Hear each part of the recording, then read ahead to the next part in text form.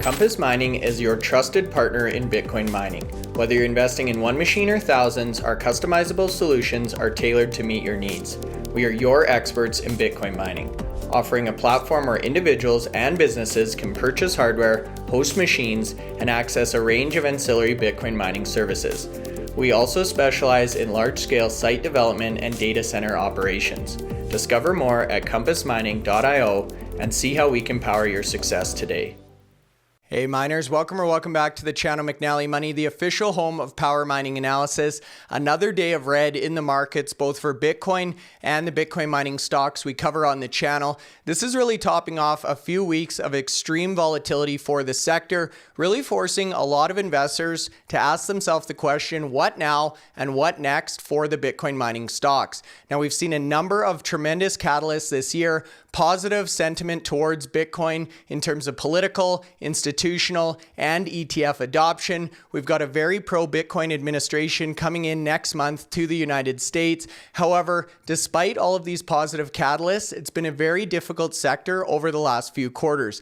That's what we're going to be talking about in today's video. Before we get into it, take a second, smash the like button, you guys. Big help to myself and the channel. If you're not already subscribed, McNallie Money, feel free to join and let us know in the comment section below how you're feeling about the Bitcoin miners right now, if you've been buying, selling, or holding your positions, and your outlook for Q1 2025, which is widely expected to be a very positive quarter for the miners. Now, with that being said, let's get into today's video.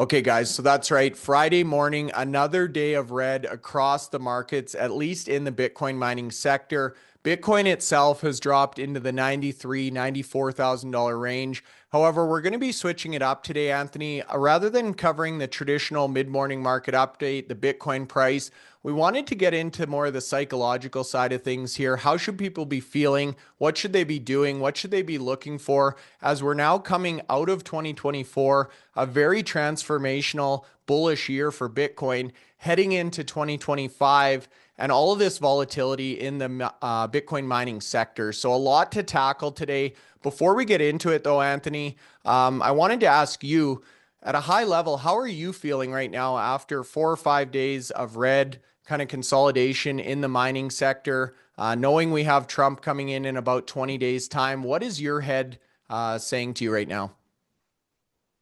I'm not seeing any bad news stories other than sort of like obviously the big macroeconomic news, the wars, etc. But in relation to Bitcoin itself, not seeing any news stories that would warrant any significant reduction in Bitcoin. Bitcoin will do what Bitcoin does. It is a volatile asset class. It does change 3-4% on a daily basis up and down. But the news this year has been outweighed in terms of positivity. We've seen the ETFs, we've seen MicroStrategy, we've now even seen the mining companies who mine Bitcoin are now buying Bitcoin again. We saw this in 2022, and it didn't end well for miners in 2022, but when you're starting to see some of the biggest miners, and we're not sort of spending, $1,000 or $2,000 on Bitcoin, the likes of Marathon have spent, best part of $2 billion on Bitcoin, bolstering their hodl to well over 44,000. So it makes you think that this time is different from the previous cycles. If there was anything out there, even if it was sort of like trying to indicate there was some sort of bad news coming, that there's, it's all been very, very positive. Trump won the election. He was supporting Bitcoin. We saw him in Nashville do his speech there. It's been very positive since the election date.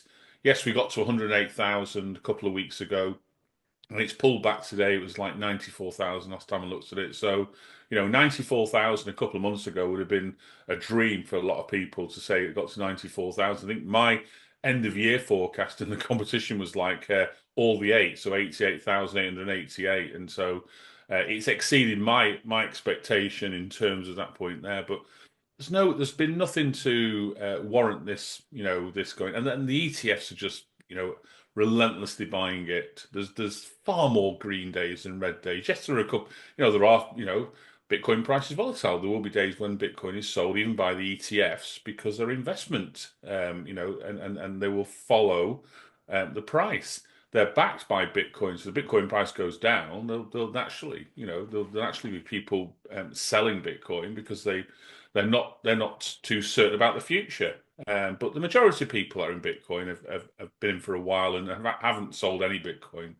And you can put these stats up about the percentage of people that haven't sold or moved into Bitcoin last couple of years.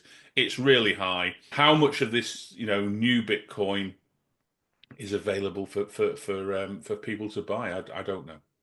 Not much. Yeah, we've got some supporting slides here that can really extenuate that point, Anthony. It's also interesting hearing you talk about what you're seeing or observing in actual life versus what you're feeling and thinking in your head. And I think this is an important concept we explore here today, especially for first-time investors. This emotional attachment to stocks, to money, to the market can make things very, very difficult. But you're right, Anthony. If you step back, you take an objective look at this, it is really a tidal wave of positive adoption, feedback, news, coverage, anything to do with Bitcoin this year. It seems to be positive. And remember, you guys, on the tidal wave analogy there, this is a 4-year cycle. This is not a 2-month trade or a 2-quarter trade. We've seen some comments. I got into the Bitcoin miners last week, last month. I'm down 10, 20, 30%. You talk about time preference here. That's the whole premise of Bitcoin, you guys, is investing for the long term. We do fundamental analysis, fundamental research here. We're not concerned about the day-to-day swings, but we understand a lot of people watching this channel are, and that's what we want to hopefully give you guys some confidence in today. So with that being said, Anthony, one of the things we're seeing with our own eyes is the adoption of Bitcoin by various different companies. So we've got a slide here from HODL 15 showing the top 60 companies that are now holding Bitcoin. Obviously, MicroStrategy really paved the path for this. But as you say, these are companies all over the world, all different sectors, all different sizes. Some of them even mine Bitcoin. But one thing in common, they feel like Bitcoin over the long term is going up and they want to get as much of it as possible on their balance sheet. So in terms of what we're seeing, what do you make from this? So there's a couple of things that stand out straight away from that particular slide. One is the amount of companies that are USA based that are buying Bitcoin. If you look at the sort of like top, 8 or 9 companies there, they're USA companies. Um, Take away MicroStrategy, and the next 3 companies are all Bitcoin miners. So, Marathon Holdings, Riot Platforms, and Hut 8, those 3 companies have been buying Bitcoin in the last few weeks, significant amounts of Bitcoin. So um, they're conscious that they believe the price is only going to increase. That's the reason for buying it. And I think if you look at sort of average prices, they were paying just over 100,000 per Bitcoin for most of what they've been buying in this period. And so then they won't be concerned at the price at the moment. We're not talking day to day. We're talking about where's the Bitcoin price going to be next month, 6 months time, next year, 2, 3 years time down the line. So I said before, if half of these analysts get it right, the Bitcoin price is going to rally over these next few years like we've not seen it rally up to now. So um, don't look at this from a very short-term perspective. You don't buy gold and expect to sell it the week later just because the gold price went down. This is a longer-term investment plan, and I've been buying Bitcoin for the last 4 years. And actually, go back just over 4 years ago when my wife came to me and said, "Could you buy Bitcoin?" I said to her, "No chance, it's too volatile." Yeah, I've been watching the price; it was like changing 5, 6, 7% on a daily basis up and down. And when, even at that point in time, now it's not as volatile as it used to be, but it's still volatile. And when we did end up buying it, she managed to persuade me about 6 weeks later. We ended up paying twice the amount that it would have cost me at the time she asked me to buy it. So I'm still paying for that now. So here we go. But I'm talking about I ended up paying something like $18,000 for Bitcoin at that point in time. I could have got it for 9,000 when she originally asked me to buy it. So and now it's at 94,000 even after a few bad days. So things are long term. Think of it long term. Everyone gets Bitcoin at the price they deserve. So I guess I guess that was the price we deserve.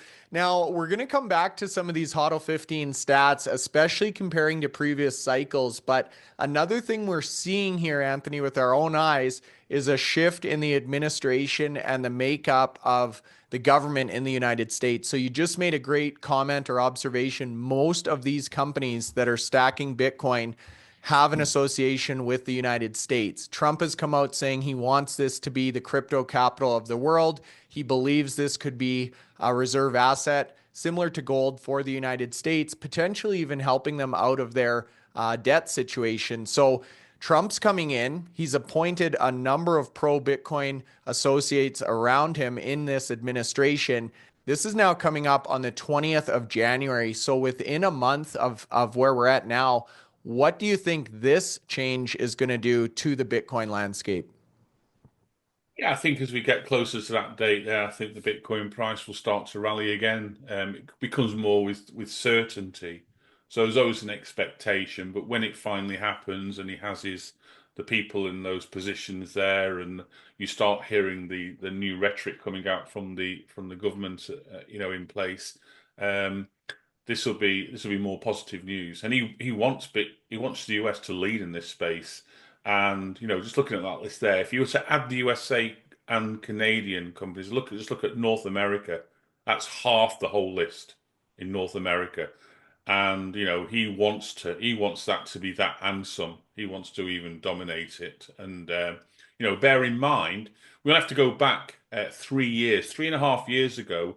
China were mining 60% of all the Bitcoin before they banned it. So America's filled that gap now, and President Trump is somebody who wants it to dominate, for the USA to dominate and be a lead in this space, Mm-hmm. and which is great news for all those that have some Bitcoin already, and for those that are thinking of buying it, because if it does take off and become the strategic reserve, I think really, there won't be many podcasts after that. We'll be on some sort of boat somewhere, sipping cocktails for the rest of our lives. Yeah. But Well, and it's not even just the United States now, Anthony. I've often thought that what if something were to happen to Trump? What if he changes his mind? But what we're seeing now, even from the likes of the BRIC nations like China, like Russia, they're starting to adopt Bitcoin, almost front running the United States. I've seen some tweets about Russia now settling a lot of their international trade in Bitcoin, using cryptocurrency and other assets in their economy. So it's going to be very interesting. We've talked about this snowball effect, the game theory. Perhaps nowhere is it more evident than on a nation or nation state level. Now, another thing we're seeing specifically, you mentioned adding up Bitcoin purchases. Another great slide from HODL 15, looking at the year in review here. So if you were to just add up the 9 Bitcoin ETFs plus MicroStrategy, not to mention any of the other companies, people, individuals, governments, whatever, on this list, Anthony, once you start to factor in the amount of Bitcoin that's been mined, we had the German government throwing 50,000 in there. We had Grayscale obviously selling off some of their Bitcoin as these new ETFs came in. However, looking at the numbers, you can clearly see there is an imbalance between supply and demand.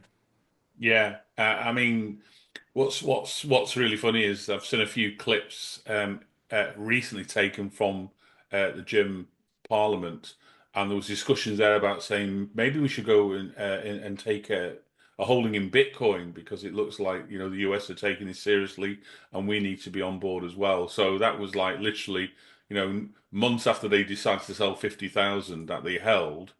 I think the UK have got about 60,000 on their balance sheet, so maybe they'll think a bit before they start to sell theirs. But the sheer purchasing of this Bitcoin by, even if you just look at the 9 ETFs and MicroStrategy, add those numbers together, that's 1.15 million Bitcoin. And they've only produced 209,000 in that period. So they've literally bought 5.5 years of production this year. How sustainable is that? It's not sustainable, because we're not producing enough Bitcoin to warrant that demand. So, economics will tell you when, demand, so supply or demand outstrips supply, and the price is above zero, you'll have an increase in pricing. So this is what we're seeing now, and we didn't have this in previous cycles. We didn't have an ETF buying the best part of nearly 900,000 Bitcoin in a previous year of the cycle. This is why people are saying now this cycle could be different from previous ones, and we've got support. And it's not just a case of yeah, it feels different. The sun's out today. I've gone through seven green traffic lights to get to work, so everything is all rosy. Feels a different cycle. No, we've got absolutely facts to back up what people are saying because these ETFs are just relentlessly buying. When I say ETFs, investors investing in the ETFs are buying the ETF funds, and the funds then have to go and buy Bitcoin because that's the only asset class that can do it. And it's just been a dominant period, and this is why you asked me what do I feel about the market. Just switch off to the day-to-day changes. It's not there's been about 3 or 4 times in the last 2 years when I thought, oh, I wish I'd have sold some shares today. And what happens is that a month or 6 weeks later you get another opportunity because the shares have been volatile a lot more than the actual Bitcoin price, and so things do come round, Yeah. and people will see that fundamental analysis come through in the end. I mean, I don't do the technicals, and I'm not saying for 1 minute there's enough fine people out there we've had on the channel that do the technical analysis. Freedom by 40, A Trade out there, they do the technical analysis. We cover the fundamentals. Because at the end of the day, you want to make sure these companies are making profit. And when the quarter 4 results come out, we'll see a big change from what we've had in the previous 3 quarters this year. Because even if the Bitcoin price stays where it is at the moment, even drops a bit further, it's still going to be massively higher in terms of what the previous cycle or previous quarter was, and therefore you'll see green across the board. Yeah, it should be tremendous quarter over quarters. You brought up another great point, though, about Bitcoin on exchanges. So, even looking at this, Anthony, you can see between the ETFs and, of course, MicroStrategy, an offset of about 500,000, 500,000 coins excess that they bought compared to what was produced or put into the market. There's about 2.2 million coins still left on exchange. So we've talked about this a lot on the channel. Exchange held Bitcoin at an all-time low as people continue to pull it off to cold storage or whatever the case is.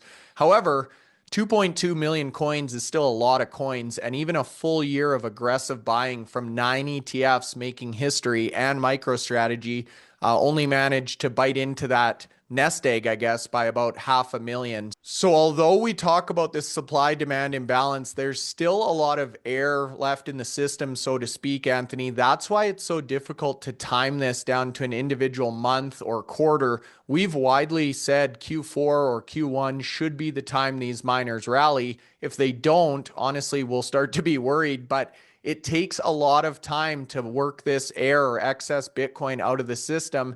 Each one of these people have a different lifestyle, sell target, sell price in mind, and it takes months and months for this system to work itself through. I don't know if you have any thoughts on that one as well.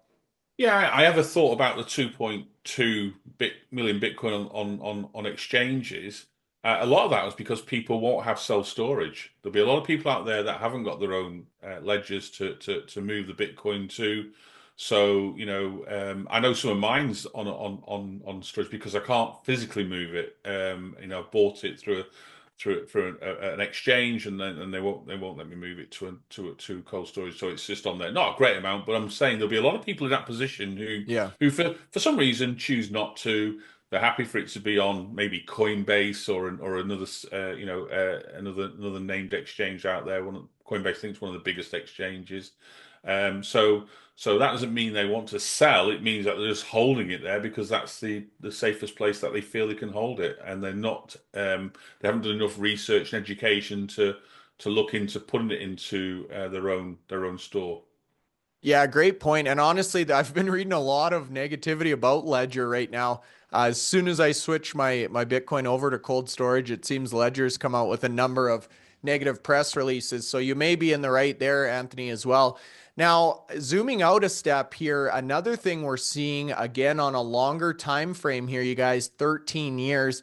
If you compare Bitcoin to any other asset class, it has outperformed head and shoulders above anyone else. Looking at an annualized gain over the last 13 years in the neighborhood of about 149%. So again, very difficult to gauge, measure, or predict the day to day, month to month ups and downs or volatility of Bitcoin. But if you zoom out, you take a long term time frame here, over a decade long, clearly the winner among any other asset class. And also worth noting, Anthony, convertible notes make the list as well. Which we're seeing a lot of adoption in terms of the Bitcoin miners. So we'll cover that comparison as well. But looking at a long-term time frame here, Bitcoin is the clear winner. Yeah, and rightly so. And I mean, I remember listening to an interview with Michael Saylor saying, "Would you consider investing in anything else?" And he said, "Sure." He said, "Sure, but just show me an asset class that I would get a same return as Bitcoin, and I'll quite happily put something into that asset. But you can't, so therefore everything's going into Bitcoin." And it sort of like it just highlighted, his thoughts on it. And if you look at the table there, there's been three periods where we haven't seen a positive return. So 2014, 18, and 22. But look at some of the years, 2017, over 1,300%, 2013, 5,500% in a year. 2011, the first year, price went up 1,473%. So that average of 149%, if you were, buying Bitcoin 13, 14 years ago, that's a phenomenal return. If you look at, compare that to gold, which has got an annualized return of just over 4%. There's no comparison. Nothing comes anywhere close. Even if you put it into, say, some of the really good funds, you're getting low teens in terms of percentage rates there. Interesting you mentioned about the convertible bonds, and yes, we've seen a lot of miners, some of the big miners using these convertible bonds as another lever to raise capital to grow as a miner or in the HPC space.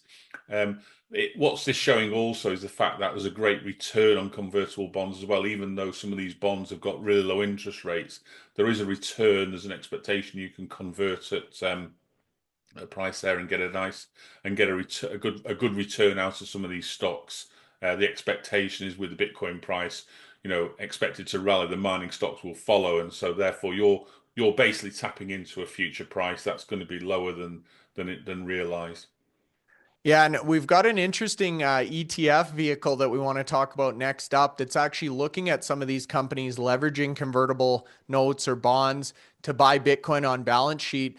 The only other comment I had on this one, Anthony, you brought up the three periods where Bitcoin performed negatively. These were 2014, 18, and 22. Interesting to me, they occur every 4 years on a 4 year Bitcoin cycle. So if history is to repeat, that would say to us the next negative year should be 2026. If you look at this 4 year pattern for the other 3 years, it would indicate that 2025 should have some of the best returns in this cycle. And we've actually got a chart that illustrates that point as well next up here. So with that being said, Anthony, we'll jump over to the graph chart. Looking at these four epochs or halving epochs. Now, the red line here you can see is incomplete compared to the blue, orange, and green. That's because the red line is the current cycle. And what this does is essentially take the halving date as day zero, puts it in the middle of the x-axis, and compares Bitcoin price appreciation pre and post halving. So what's interesting to me, Anthony, again, we've been saying Q4, Q1 is traditionally the time we see these miners take off. If you look at these other halving cycles, yes, the returns have been more muted. So obviously the blue line, the steepest, then the orange, then the green, but all of them had their biggest percentage returns in this next 50 to 100 day window. Yeah, absolutely. And bear in mind, in those three previous periods, there wasn't any MicroStrategy or ETFs buying significant. Well, the ETFs weren't there to buy Bitcoin. MicroStrategy wasn't buying the levels of Bitcoin that it's been buying in 2024. So we're seeing a different landscape But even if we were following the previous lines there, you still expect the red line to significantly increase from its current position there. And that to me could be like, even over the next 100 days, could be, 2 to 3x from where it is at the moment. Compass Mining makes Bitcoin mining accessible to everyone. Start mining in as little as 48 hours with our turnkey hardware, online and mining directly to your Bitcoin wallet within 2 business days. Find out more at compassmining.io and get started now. Yeah, I looked back to some of the miner charts from November, December, January in the previous cycle. Some of these companies tripled their share price in 15 days, Anthony. There was a few stocks that I saw in a 2-week period tripled their share price. So we've talked about volatility, very negative on the way down, but can be equally positive on the way up. And as our good friend Warren Buffett always says, be fearful when others are greedy, be greedy when others are fearful. Based on the comments I'm seeing in a lot of our videos, there is a lot of fear around the Bitcoin miners right now, which is telling me it's the time to be greedy. Now, moving forward, Anthony, we've talked about what we've seen up until this point. We're starting to see some really interesting new adaptations of Bitcoin. So one of them is actually ETF proposal that's taking some of these companies like MicroStrategy, like Hut 8, that have come out, said they're going to get these strategic Bitcoin reserves. They're defining it as 1,000 or more Bitcoin. They're bundling them up into an ETF and packaging these now into the market. So not only are we seeing ETF adoption that goes out and buys spot Bitcoin, we're seeing ETF adoption of companies that just have Bitcoin exposure. Yeah, absolutely. And so, this is only going to be, grow as more adoption occurs. 2024 has been the start of the adoption. Really, the curve's been going in a nice direction. The ETFs have helped that. Many more people being able to invest in direct correlation of Bitcoin now, where they couldn't previously invest. So it's all positive news. Again, I go back to what I said at the start. This is, I'm waiting to hear that someone's going to tell me something that I've been missing for the last 12 months, because I'm not seeing anything that suggests any downside at the moment. No, I agree, Anthony. And I think this theme of separating emotion versus what's actually happening is so important. And that's why these news stories you say really lead into this fear and greed index. One of the final points we wanted to touch on today, you guys, is really the importance of the Bitcoin miners to the network itself. So a lot of times we talk about these as individual companies, investments, or stocks. But it's good to take a step back. I actually listened last night to the Bitcoin white paper read by Michael Saylor, talking about the intricacies of how this system of currency actually is supposed to work. And it talks extensively about the importance of the Bitcoin miners to the network. So we wanted to remind everyone here, the only way Bitcoin can succeed is if these Bitcoin miners are profitable and they're able to continue mining Bitcoin, verifying the blockchain, and stamping these blocks with the transactions. Now, Anthony, we talk a lot about difficulty, the global hash rate, some of these metrics, but maybe we don't talk enough about how integral the miners are to Bitcoin's operation itself. Yeah, I mean, without the miners, there would be no blockchain. The miners provide, the security of the blockchain. They're continually auditing all the transactions. That's their role. And so to make it safe, and you hear about instances where nefarious things happen, but at the end of the day, there's an audit trail for everything. You can literally, with the Bitcoin network, you can find exactly where it's gone. There's an audit trail. The miners do a fantastic job. And I say without them, you would have no network. So they play a valuable part of this whole cycle. They most definitely do. I think of a gas station in the gas network. It's impossible to use the network without the miners. So it's interesting to me when we see the comments, oh, why don't you just hold spot Bitcoin? Why don't you just buy Bitcoin ETFs? Realistically, the only way those are going to succeed and go up is if the miners are able to remain active and profitable, we do believe there's going to be consolidation, and that's why we talk about picking the right miners being so important on the channel. Now, speaking of the network itself, we have a difficulty adjustment coming up on Monday, Anthony. You've stressed how impactful Bitcoin difficulty can be on these miners. This one looking like a relatively small change compared to some of the others we've seen. Yeah, I mean, at the moment, and bear in mind, it does get more volatile the closer you get to the actual point of change. But what it's suggesting at the moment is that the blocks are being mined in as close to 10 minutes as you can have. So, if it stays as at the moment, we might see a very, very small 0.17% increase in difficulty. Um, Now, any increase in difficulty affects the miners, and we've seen the difficulty over the uh, last 12 months increase effectively by over 50%, which means that that's impacting your the amount of Bitcoin you can mine by that percentage, because we've had a halving this year as well where rewards were reduced by half, and the difficulty is going to account for a similar position to that there. So we stressed before, miners have had to, look at how to combat difficulty, combat the halvings, and they've, the bigger miners have done a lot of that this year. They've gone out there and got the most efficient mining machines. They've searched that low energy, um, and they've managed to bring their core price to mine a Bitcoin down considerably. Um, and we'll see that more relevant when we see the quarter results come out now. We've talked on the podcast many times about, miners starting to get power at, some even less than 3 cents a kilowatt hour. And even as the average, probably 4.5 to 5 cents a kilowatt hour, so still quite low. We've seen the efficiency of miners increase to, where there's 15 joules a terahash, which in simple terms means that you're able to mine twice as much Bitcoin as you were than the original S19s came out just 3 years ago.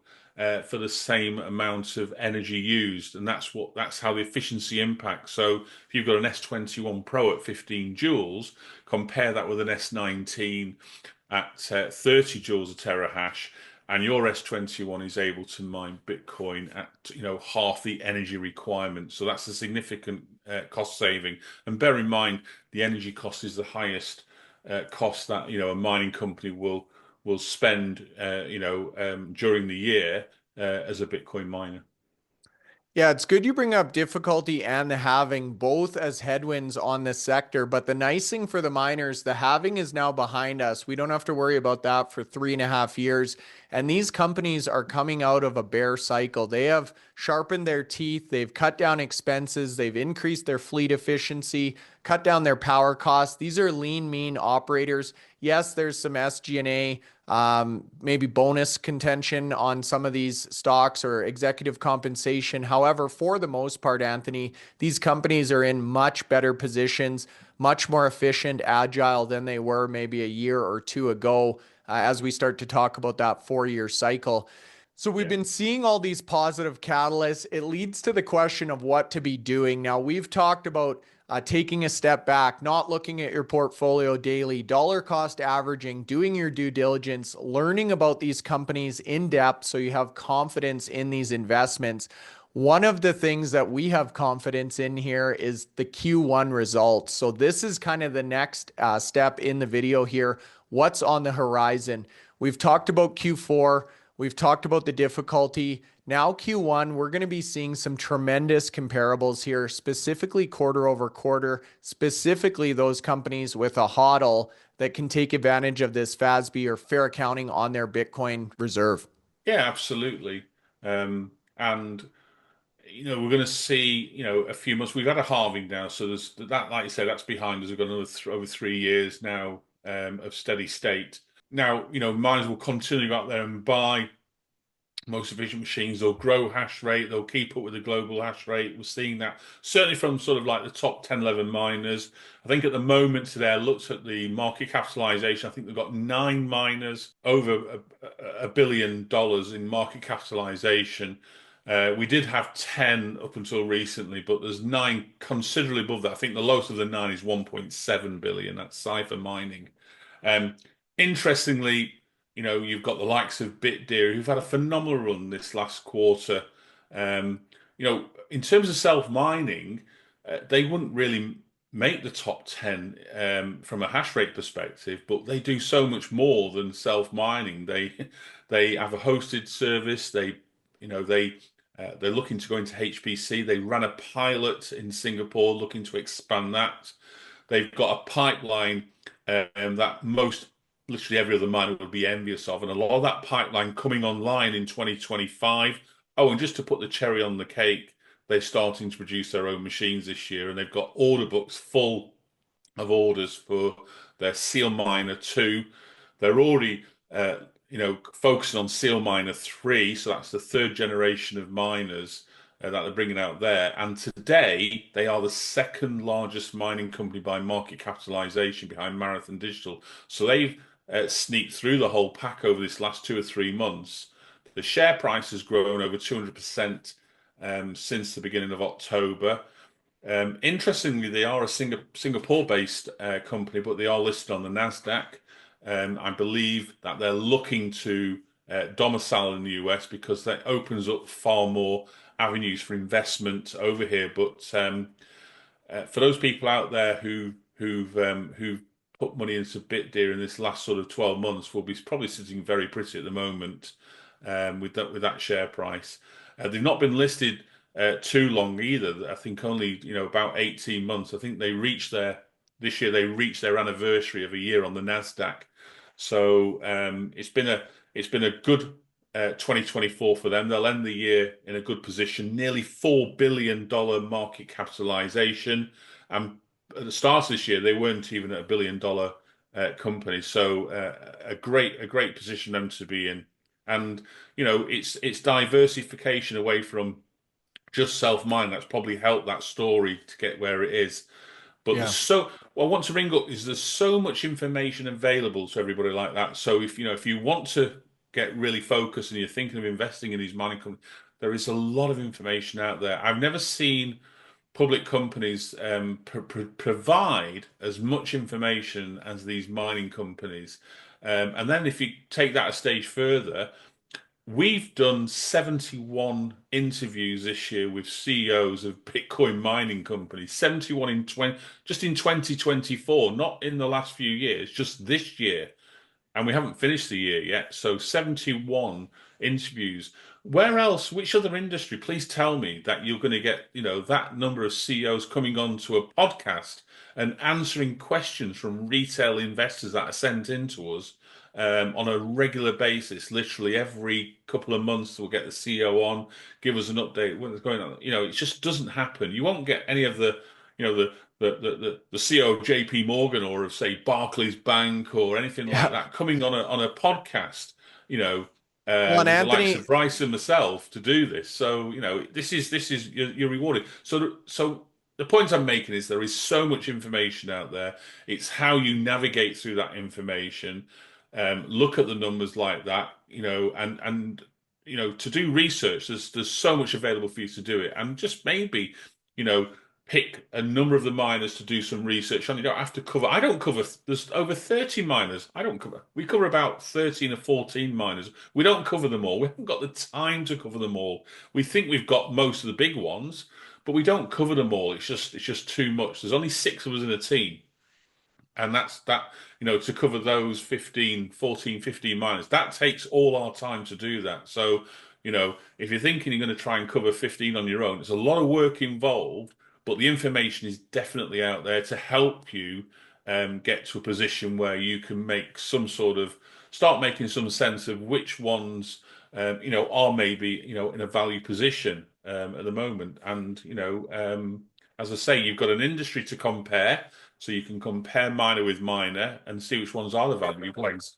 Yeah, and I was going to say, Anthony, the importance of distinguishing what you're seeing and hearing versus what you're feeling again. If you listen to these podcasts, you're right. We've had many of these executives. Jeff LaBerge, he's been on from Bitdeer throughout the entire year talking about the excitement, the pipeline, the portfolio, the seal miner. We had Riot on the channel.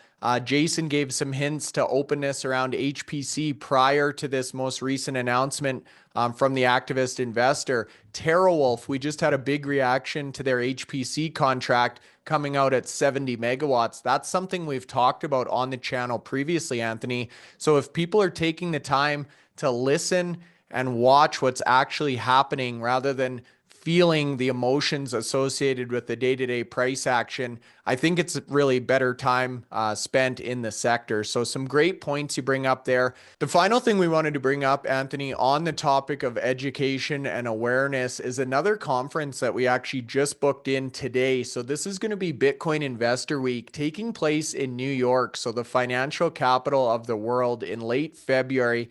We're both going to be attending as media passes, so looking to pick up additional information, creating content at this event, really an A-list of speakers. We've got Pomp heading up the entire conference, Jack Mahler, Jason Less, Natalie Burnell, Fred Thiel, Asher Janut, and of course, Dennis Porter, who have all been on the channel multiple times. Should be a great event.